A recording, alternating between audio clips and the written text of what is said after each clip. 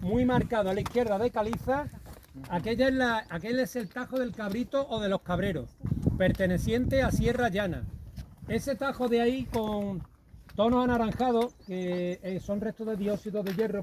Vamos a recordar que el hierro y el cuarzo son de los minerales más frecuentes en la naturaleza, ¿vale? Es una zona también donde hay buitreras y corresponde al primero de los dos desfiladeros del Caminito del Rey, tal y como lo hacemos desde la parte de los restaurantes, el kiosco y el mirador, hacia la estación del Chorro, que es la que vemos allí abajo. El primero está formado por los tajos del Almorchón, en cuya sierra estamos en la vertiente del Almorchón, y la de enfrente, que es lo que estamos viendo allí, aquellos tajos son los tajos ballesteros. Los tajos ballesteros que vienen desde allí arriba cayendo hacia el interior del desfiladero. Arriba además hay un torcalillo muy interesante. Toda esta se conoce como las laderas de Antequera o el Gran Sabinar de Antequera. Es el mayor sabinar no solamente de la provincia de Málaga, sino de toda Andalucía. Este que tenemos aquí delante, ¿vale? Es la mayor concentración de sabina de toda Andalucía. ¿El primero o el segundo o los dos? Toda esa cuenca donde están bajando lo que hay, el punto más alto entre los tajos ballesteros que suben por allá arriba anaranjados y aquella cumbre cuya falda está plantada de pino de reforestación, es con la pinta esa que tiene de perfil trapezoidal, es el Uma, punto más alto del paraje natural del Chorro en el que nos encontramos hoy. La caída del Uma, ¿veis aquella hornacina gigante que hay ahí abajo? Esos son los nichos de San Cristóbal, que es una de las imágenes más icónicas del Caminito del Rey, que está ahí abajo. Precisamente entramos al Caminito del Rey una vez que hemos dejado atrás el desfiladero del Gaitanejo y entramos en el Valle de los Naranjos, y ya en el segundo desfiladero, aquel de allí, el cerro que está ahí delante nuestra, más cercano, en sombra del cerro, el Peñón del Cristo, que le llamaron así porque la primera vez que vino un grupo de montañeros, hoy legendarios, ya la mayoría muy veteranos, pero algunos de ellos, por cierto, compañeros de Comando Preston y de la Sociedad Excursionista de Málaga, les llamó la atención porque lo vieron con el telón de fondo de una cruz que había cerca de la barriada del Chorro, y de fondo estaba ese cerro, y desde entonces lo conocen como el Peñón del Cristo, por una cruz de hierro que había en aquella zona. ¿Vale? La siguiente, detrás del desfiladero, estamos viendo ahí el desfiladero abajo, estamos viendo los nichos de San Cristóbal, que como digo, una de las imágenes más icónicas de todo el Caminito del Rey. La siguiente cadena montañosa que está en sombra son las paredes de los Castillejos, que es una de las paredes más valoradas por alpinistas, no solamente de la provincia de Málaga, Andalucía, de toda España, sino de todo el mundo, que vienen a hacer escaladas ahí. Para que os hagáis una idea, a nivel mundial, el Chorro, muchos de esos tajos que estamos viendo desde aquí, son tan importantes en la escalada a nivel mundial como las olas, por ejemplo, en Hawái o el Skype Surf en Tarifa. Son lugares que para la especialidad de la escalada es una meca a nivel mundial. Después tenemos el pinar de reforestación del Aza del Río y otra cadena montañosa que son los cerros del Horno, ¿vale? De los Hornos, perdón, en plural, que suben desde la barriada del Chorro. Aquella barriada se creó en principio para los operarios de la vía del tren, una obra faraónica que tuvo lugar en la segunda mitad del siglo XIX para potenciar lo que era la salida sobre todo de la industria de aquí de Málaga hacia el interior de España, que por desgracia estaba bastante mal la comunicación, solamente tenía comunicación marítima prácticamente. Y bueno, después vino ya lo que era la construcción del Caminito del Rey, que se hizo para la limpieza y mantenimiento del canal de agua tan importante para abastecer los distintos centros de las centrales hidráulicas, que por cierto fueron de las primeras que se pusieron en toda España. Estamos viendo allí algunas de las casitas que primero fueron para los operarios de la vía del tren y posteriormente fue para los operarios de las distintas presas que estaban relacionadas con el Caminito del Rey. Y naturalmente a principios de los 70, para la última presa que se creó, que fue la que está ahí dando la vuelta al río, ¿vale? El agua verde, por cierto, no es por contaminación o porque esté el agua sucia, sino porque una vez que se mezclan las aguas de los tres embalses, la del Conde del Guadalhorce, que viene alimentado por el río Turón de la Sierra de las Nieves, el Guadalteba, que viene alimentado por el río Guadalteba desde el Cancho de la Pepa, y el Guadalhorce, que viene alimentado desde el río Guadalhorce, nace los Alasores, se mezclan las tres aguas, cada una pasa por un tipo de terreno, un sustrato diferente en sus características, desde las calizas de la Sierra de la Nieve hasta la zona de yesos que hay en Antequera, y sobre todo es por los yesos de la zona de Antequera, por los que a raíz de que esos tres ríos se unen en la junta de ríos, el agua empieza a ser de ese color verdoso que vemos ahí. Pero no porque esté contaminada o esté sucia, sino porque por el mismo color de la tierra, ¿vale? Y ya pues lo que tenemos al fondo son parte de los montes de Málaga.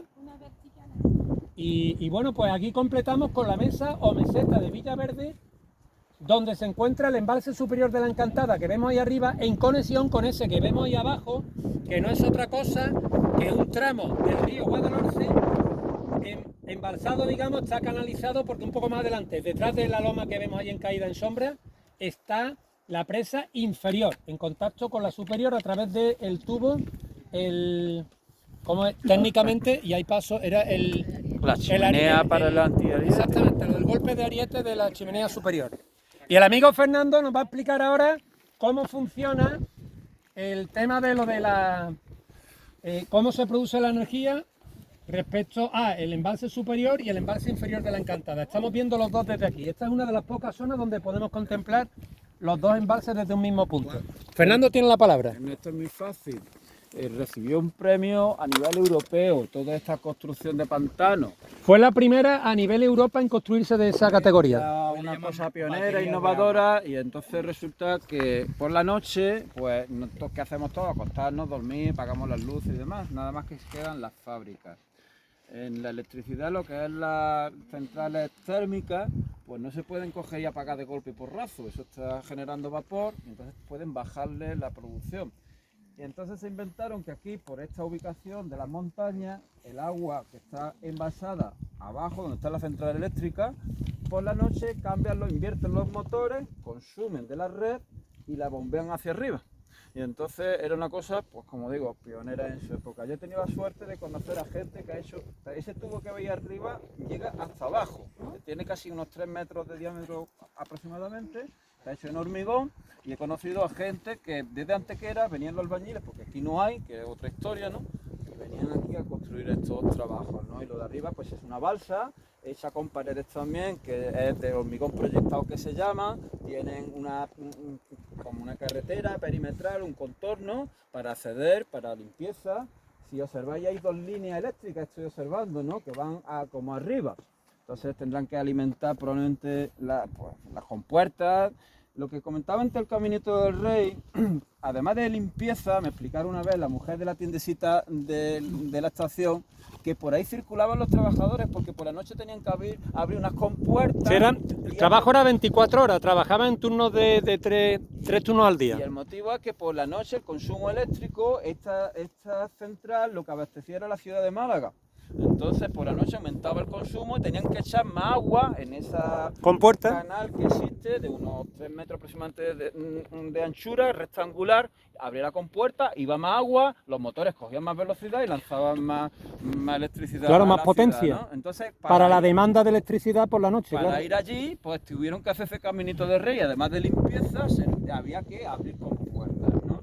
Hay otra central que es de las primeras, que está en la parte alta. El Gaitanejo, que la vamos a ver después. Pues esa es la primera, digamos, y la de aquí, que es cuando se construyó esto, que la familia de los Loring fueron los que movilizaron todo. Fijaros la infraestructura que hacen. Primero empiezan con la vía del tren, como él decía, de Córdoba, Málaga, Córdoba, querían conectar por la vía del tren. Se inventan, ven el tema de que hay agua, las posibilidades del lugar. La posibilidad del lugar que le ofrecía la naturaleza. Correcto. Entonces, el conde de Guadalhorce se lo estudia, se plantea el proyecto y lanza el tema de los pantanos. Y luego ya, bueno, pues la central cuando lo hicieron aquí abajo, cuando la ponen en funcionamiento, al poco tiempo viene una gran riada y se la inunda. Y la familia de los Loring se quedan arruinados. Tienen que pedir ayuda a bancos y entonces otra vez recuperan la central eléctrica y ya se recompone. Y entonces al final, con tanto mérito que habían tenido de lucha, pues a este hombre lo hicieron. El conde de Guadalhorce, que por cierto le llamaban el arquitecto poeta, que me lo dijeron en Ardales, porque está hecho con arquitos de piedra, todo muy bien hecho, y te decía que el hombre todo lo que hacía lo hacía a la perfección. Era un gran amante de la naturaleza y sus obras las intentaba, era un adelantado a su época, las intentaba incluir, digamos, en el entorno de la manera más con menos impacto posible. Sí, que era algo que en aquella época ni se les pasaba por la imaginación a la mayoría de los ingenieros. Y este hombre ya tenía esa visión de... Fijaros la importancia de todo, que viene el rey Alfonso XII a la inauguración. Alfonso XIII. Perdona, disculpa. Vino aquí a la inauguración, entonces como hablábamos, vino a Cobante, vino en tren, ya tardó mucho tiempo. 21 de mayo de 1921. Estaban concentrados todos los del entorno allí en la espera, estuvo con ellos, fue un día de perro, lloviendo.